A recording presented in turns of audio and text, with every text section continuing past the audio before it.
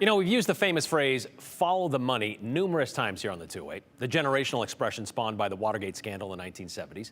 The updated version might be, show me the money, from the 1990s movie Jerry Maguire. But both can be used to explain what happened with Idaho's May primary election, specifically when it comes to the GOP. We saw a slew of commercials, mailers, social media campaigns focused on very specific legislative races.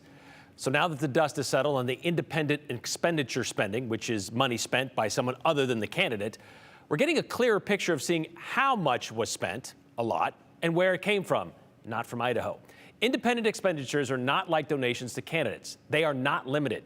So if groups wanted to throw millions of dollars into the primary elections of legislative races in Idaho, well, they can, and they did, apparently. Joe Paris followed the money and is now going to show it to us. A flood of money hit Idaho's May primary elections in a way the Gem State had never seen before. More than $3.6 million thrown at legislative races.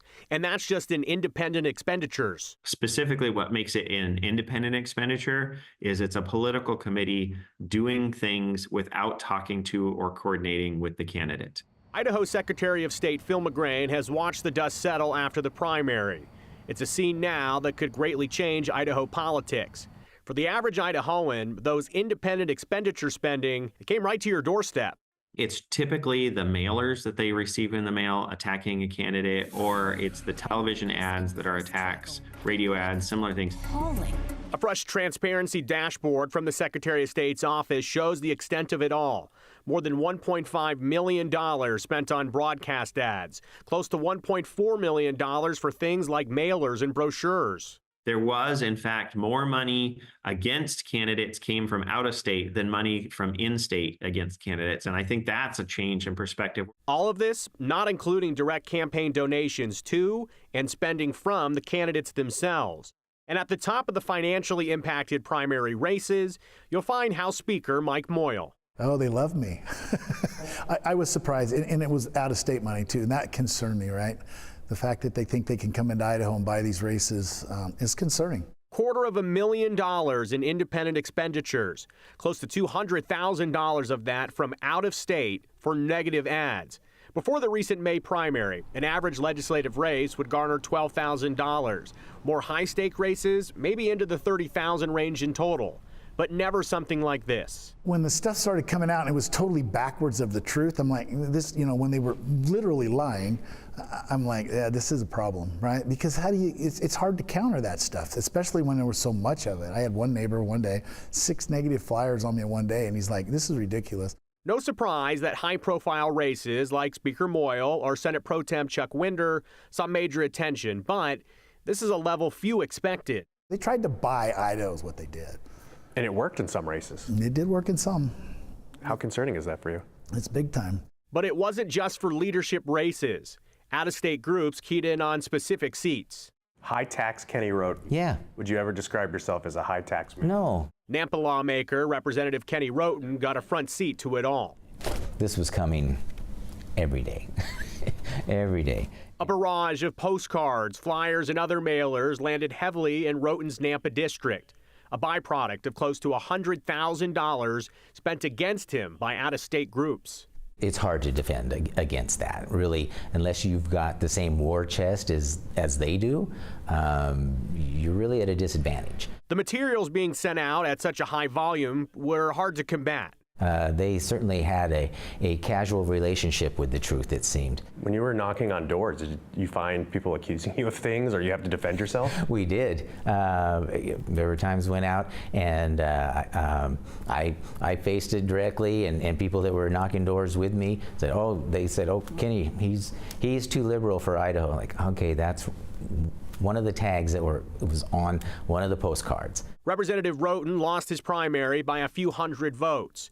His opponents' names, though, were rarely seen in the barrage of mail. So what was this about? Why would an out-of-state group even care? I'm on the Revenue and Taxation Committee, which we stopped the school credit bill.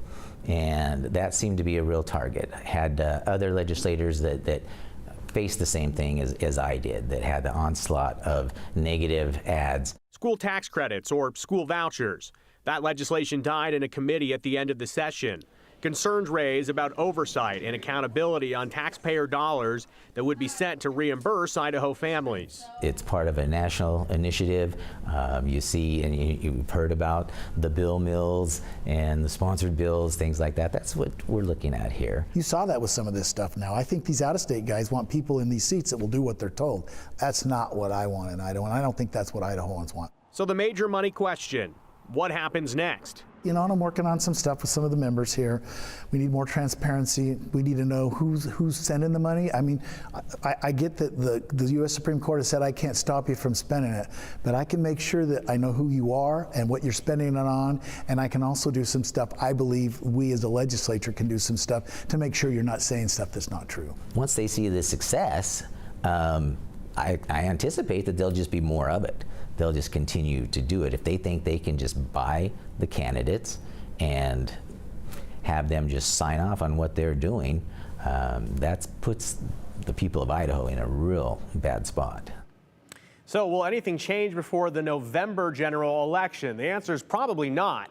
And that November general election is a question that many people are wondering, what will the financial spending look like in terms of campaign donations and independent expenditures? And Brian, when I talk to a wide variety of Idaho politicos, they tell me they expect there to be some heavy investment in some legislative races. For now, it's to be seen, but if you go to look through every single Republican versus Democrat race for November, there's definitely some that could be close. And the closer the race, likely the more money that will be pumped into it. And probably races we didn't really pay attention to a lot previously are going to get some of that attention this go round. Oh, I mean, this is a brand new cycle and a brand new way to do politics in Idaho. So the question is, will something change to prevent this from changing into something else? We'll have to watch. Not illegal, not unethical, but still something they don't want to see. Correct. All right. Thanks, Joe.